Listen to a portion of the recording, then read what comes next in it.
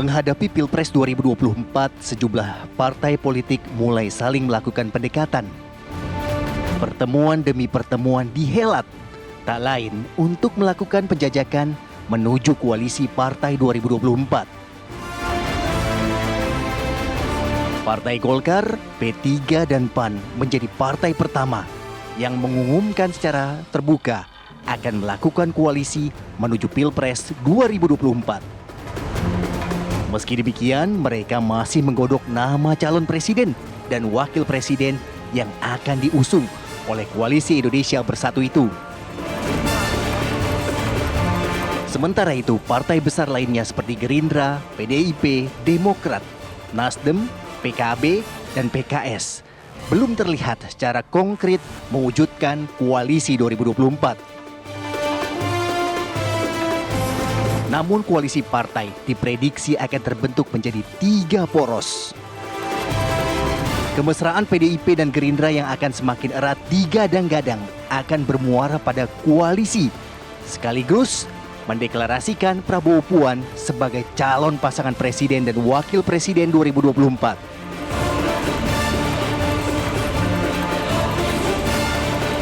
Sedangkan Partai Kebangkitan Bangsa sebagai partai yang dikenal selalu bersama PDIP diprediksi juga akan merapat ke koalisi PDIP Gerindra. Sementara Partai Demokrat, Nasdem dan PKS digadang-gadang juga akan membentuk poros koalisi. Lantas, akankah pemilu presiden 2024 berhasil membentuk 3 poros koalisi atau 2 koalisi yang terjadi saat Pilpres 2014 dan 2019 kembali terulang? Tim TV One mengabarkan.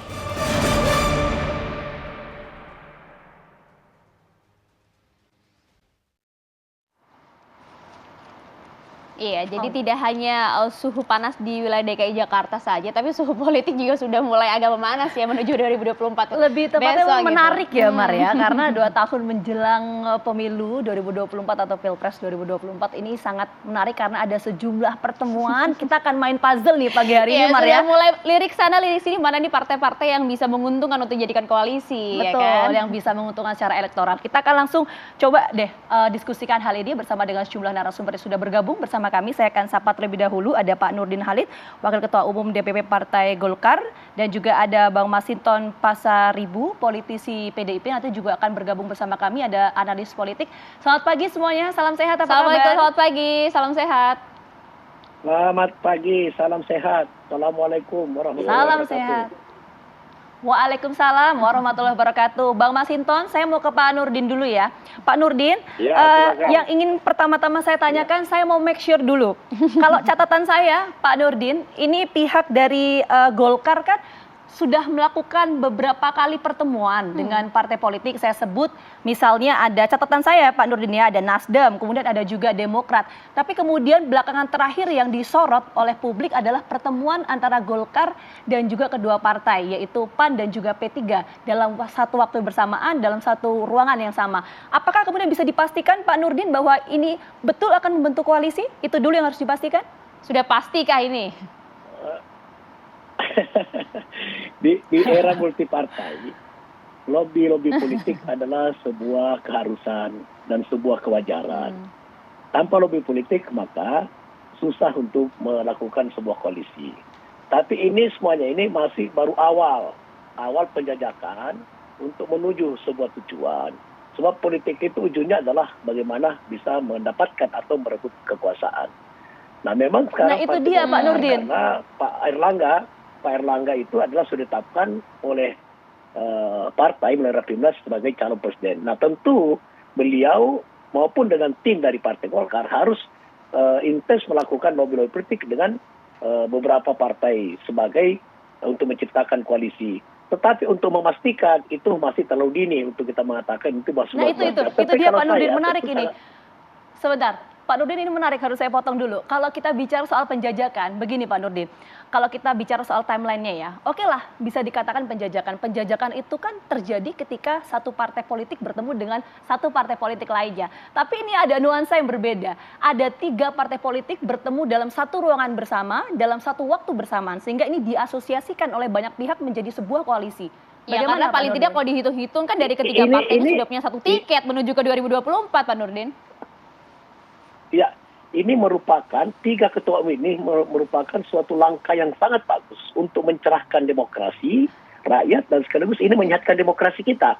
Dan kalau kita lihat ya figur ketua umum Pak Erlangga, Pak Suharto Monoarfa, kemudian Pak Zulkifli, kalau misalnya Pak Erlangga sudah bersepakat, salah satunya ya Pak Erlangga jadi calon presiden, kemudian Pak Suharto Monoarfa menjadi wakil presiden atau Pak Zulkifli, menurut saya ini sangat bagus ya, ini sangat ideal dan ini bisa mencerahkan demokrasi rakyat. Kenapa? Lebih awal rakyat sudah punya pilihan untuk bisa mengukur dari praktek rekor, kemudian visi daripada calon presiden dan wakil presiden. Menurut saya ini sangat langkah yang sangat bagus yang dilakukan oleh Pak Erlangga, Pak Zulkifli maupun Pak Suharto Monoarfa. Oke, jadi belum dapat dipastikan ya apakah ini koalisi atau tidak ya, Pak Nurdin ya, itu dulu yang harus Walaupun sudah dipastikan. berjabat tangan bertiga gitu. Ya, ini tentu kalau saya mendoakan supaya ini bisa komit dan konsisten ya. Mudah-mudahan ini awal yang bagus tetapi kemudian bisa konsisten dalam berkomitmen. Kenapa? Karena ini ideal menurut saya. Dan kalau saya pribadi tentu saya lebih setuju kalau misalnya Pak Erlangga dipasangkan dengan Pak Suharto Monoarfa. Kemudian Pak Zulkifli sebagai kingmaker-nya. Kenapa? Karena ini adalah Jawa dan luar Jawa sekalipun dalam politik itu tidak serta-merta harus mengandung seperti pengwilayahan. Tetapi ini pasangan sebagus Jawa dengan luar Jawa.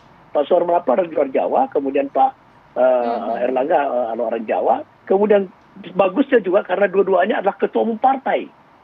Sehingga ini akan bisa mencerahkan demokrasi rakyat, membuat pilihan-pilihan rakyat itu sangat bagus untuk menjadikan beliau sebagai calon presiden dan wakil presiden. Oke, bahasa ini masih penjajakan lah, masih dalam tahap pembukaan, semua dinamika politik ini masih bisa terjadi, dinamis ibaratnya. Tapi saya mau ke Bang Masinton terlebih dahulu. Bang Masinton, waduh kalau bicara mengenai 2024 begitu ya, sudah ada yang gaspol manasin mesin politik nih, paling tidak sudah ada yang sowan sana sowan sini. Kalau PDIP kan ya kalau bisa kita lihat kan bisa maju sendiri lah ya Bang.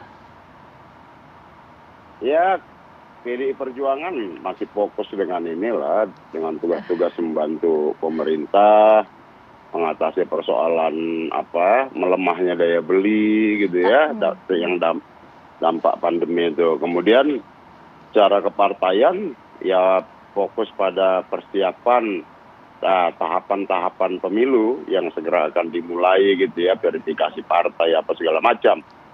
Nah, artinya bahwa bukan berarti PDI Perjuangan mengabaikan persoalan kontestasi di 2024, tetap dilakukan komunikasi politik. Tetapi di satu sisi membantu pemerintah dalam konteks ya bagaimana meningkatkan daya beli masyarakat ya, kemudian persiapan tahapan-tahapan pemilu 2024 itu dengan sekarang itu yang akan dimulai dengan verifikasi partai politik seperti itu.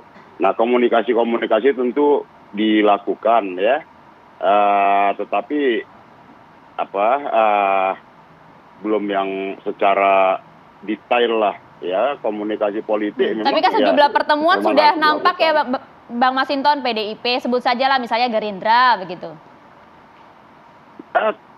Komunikasi bukan hanya terhadap Gerindra, tapi juga terhadap elemen-elemen partai politik lainnya dan elemen di luar partai politik.